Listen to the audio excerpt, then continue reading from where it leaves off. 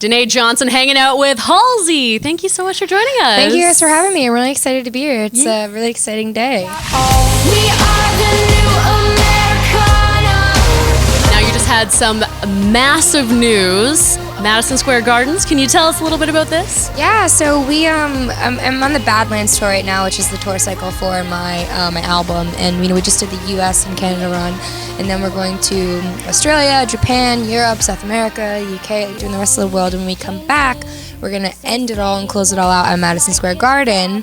And this morning I found out that the show sold out. So that's really, really cool. That's crazy. And you and I were just talking about the fact that you've really only been doing this for about a year and a half. Like your album just came out this year. Yeah, my album just came out 2 months ago. So I'm definitely still a baby at this. How are you already selling out Madison Square Garden? That's the question I'm asking to everyone. It's one of those things when we put the show up and I was kind of like, are you sure we want to do this? Are you sure? Are you sure this is what we want to do? Because if this doesn't end well, I'm going to be really mad at you guys. Yeah, no doubt. And everyone was kind of like, we think that they can do it. Do you think they can do it? And I was like, you know what? I do. Because our shows were selling out so quickly and fans kept being like, play bigger venues. We can't get tickets. And I was like, well, I'm playing the size venues I think I'm supposed to be playing. You guys just keep surprising me.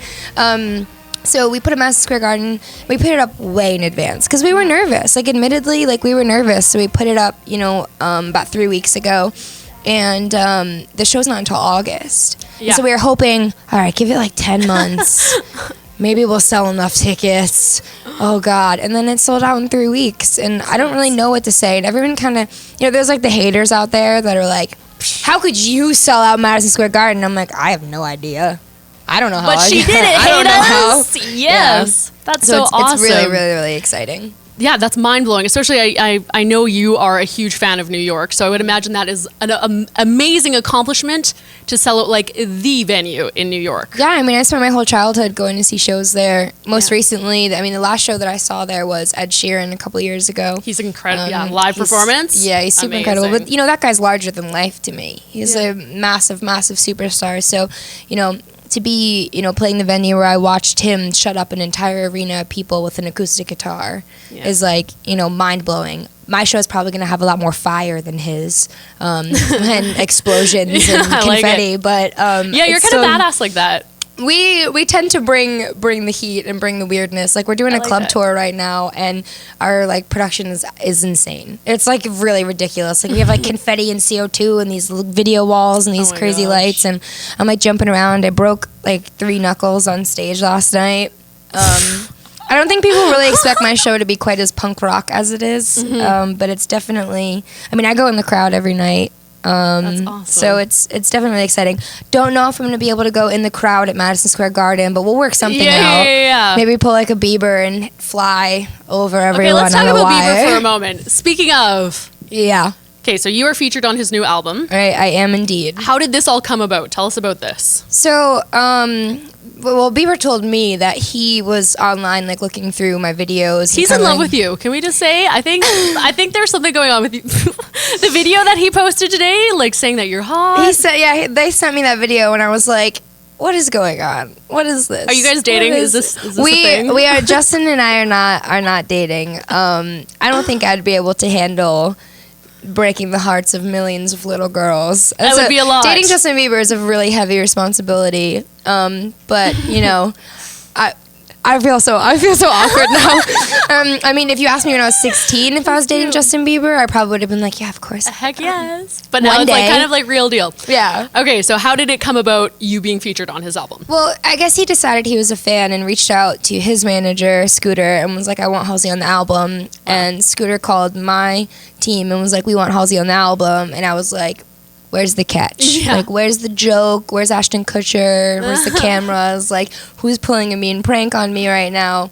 Because you have to think, this is his comeback record, and there's such a heavy responsibility on that. So you have Justin Bieber sitting in a room somewhere thinking to himself, I need to make this the best album that it can possibly be because I have so much to prove, and that means let's put Halsey on it.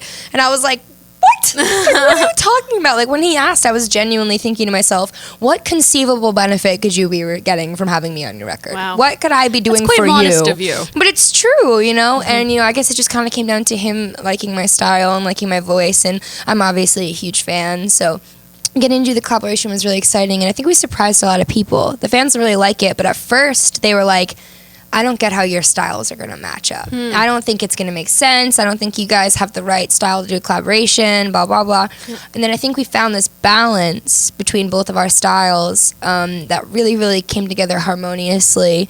And I really like to think that we did, you know, justice in the best way we could to both of our you know, our styles, our genres, and wrote a song, made a song rather, that was, I think, my favorite song that I've ever put out. It's called The Feeling. The Feeling, yeah. Yeah, right. it's one of my favorite songs I've ever put out, honestly, which is crazy because I'm really adamant about writing my own music, and I did not write this song. This song was kind of made, it almost seems like it was made for he and I. Like, it was made to be like the perfect kind of love story between Justin and I. And one of the things I keep bringing up is there's an Alanis Morissette reference in the song. He says, jagged like a pill, so hard to swallow. Love that And album. as soon as I heard that, I was like, is this a song, a Justin Bieber song, referencing Alanis Morissette? I need to be on this song. See, I need to be on this song. You guys are soulmates. I'm telling you right now. Future We'll marriage. see. We're doing the Today Show in a couple days together, so we'll see what happens. We'll see the chemistry. Yeah, either that or we're just going to be Awesome. total dorks in front of each other. Well, that's the thing. If you think somebody's cute and he's already admitted that he thinks you're cute, it's just going to be like, but it'll be cute awkward. A lot of people think we look alike. A lot of people think that we look like, Really? yeah, a lot of people think we look like brother and sister. And at first I was like, no. And then I saw some pictures and I was like, wait a second. You look like you could be related. Yeah, that's what a lot of people have been But saying. maybe it's just the short hair. Like, I've seen you with the longer hair. I think so. I think that I have something kind of androgynous and maybe a little bit masculine about me, and something that I own, something that I'm not afraid of, you know, having something that's like a little bit boyish. And I think Justin likewise has something that's a little bit feminine about him, which he also owns. I don't know if you guys have seen that video of him walking around in high heels. No. But it's awesome. It's so great. Justin Bieber that says, screw your fragile masculinity. I'm going to wear high heels. I like that. I'm down with that. We're here in Vancouver. I mean, we're all about that here. Absolutely. Okay, so you've got the thing going on with Bieber right now, and then you are going on tour with The Weeknd, a massive Canadian artist. Tell us about this. Well, it's dawning on me how much I love Canadian artists, I guess. Yeah, Bieber which too, I'm yeah. starting to realize. But yeah, I leave with The Weeknd pretty soon, and I'm really, really excited because Abel has been like massively inspirational, you know, for me in my writing process and making records, and the fact that he makes songs that are about his life unapologetically. Like, Yes. he does not care if you can't relate to what he's singing about. If you can't relate to him being on a private jet and not seeing his house for months at a time and being with beautiful girls backstage somewhere, like whatever, like He tells doesn't it care. raw He's and like, this is real. my life. This is what it's about. And when I was making Badlands, it was kind of like a similar scenario where some people said to me, you know, you have a demographic that ranges from kids that are 16 to people who are, you know, in their late 20s, even 30s, you know. And obviously that's just the main demographic. Anyone can like my music of any age. But a lot of people were like, are you worried about writing songs about being in love, about loss, about knowing people who have done drugs, knowing about, you know, people who have destroyed themselves in that way, about mental illness, are you worried about writing about these topics that aren't necessarily universally relatable?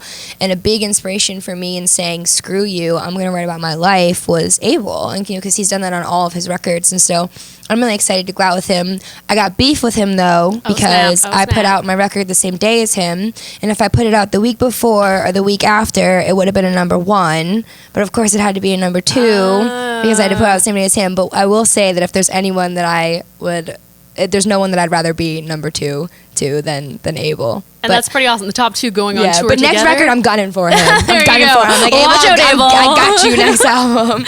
That's awesome. So I was also reading that you're already working on your next album. Yes. Okay, so that's what's next for you. Yeah, I was home for 2 days, like a couple of days ago, and I spent like 48 hours straight in the studio. And I always say to myself, like, oh, I finished my album, I'm on tour, I don't have to write for a long time, I can relax, and like I get an idea stuck in my brain, and I'm like, brain, why? Stop, I need to chill, and my brain's like, no, you need to write. And I'm like, brain. And my brain's like, write, go. And I'm like, fine. So then I find myself in a studio like 3 a.m. on my day off when like I just want to be hanging around. But sometimes you can't fight that, you know what I mean? And for me right now, it's about experimentation. It's about writing as many songs as I can right now so I can figure out what sound is going to work best for me on my next album. Because obviously I want to change it up. I don't want to put out, you know, the same thing that I've just put out. And I think I'm so proud of Badlands, and I want to give it more time to live and to grow and for people to experience it and, you know, find their way to it, if you will, over the next year or so. And then, you know, once I feel like everybody's ready for the rest of the story, then I'll give them that record. That's awesome. Yeah. Okay, one last question. If you go on Halsey's Instagram, you will see you have got the craziest abs. You have like abs of steel. I'm not gonna make you show them. This but, is like the nicest thing anyone's ever said to me. I'm not kidding you. I'm like just like fangirling your photos. Like, girl, like how are you getting these abs? You know what's so funny is that until like a couple months ago, I would like never wear like a midriff shirt. I would have been too like nervous, and then I started realizing that having my midriff exposed on stage kind of makes me move better. I don't know why. It's like a weird thing. And I also stopped caring. Like, first of all, touring is like incredibly athletic and incredibly like vigorous. So you lose a lot of weight without realizing it. Just because 72 minutes a night, I'm running around like a mad woman, jumping around on things, breaking my knuckles. Yeah, like, you know, jumping in the crowd, doing crazy stuff. So I started kind of like losing weight without realizing it.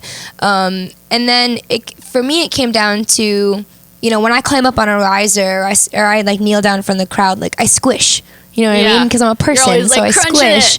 And it came down to like, you know, pictures were like coming out of me with like squish at the top of my jeans or whatever. And I would be like, and you know, at first I was kind of like, oh, I hate this. And then it kind of got to the point where I was like, I don't really care. Like, I'm this person. I have skin. I have fat. Like, I don't really care if those pictures come out. So I was just like, you know what? I'm rocking all midriffs and all, like, little tops on this next tour because they make me feel good. And, like, that was, like, a big, big thing for me because, you know, everyone has, like, their own, like, weird insecurities about their body. And for me, that was totally it.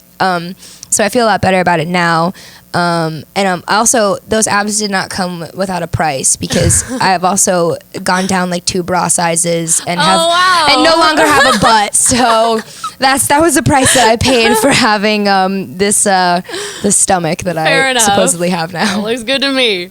Yeah. Awesome. Well, thank you again for coming by. No, thank you guys for having me. Of course, anytime. She's Halsey. I'm Denai Johnson, and this is Virgin Radio. Thanks, guys. 94.5 Virgin Radio, Vancouver's #1 hit music station.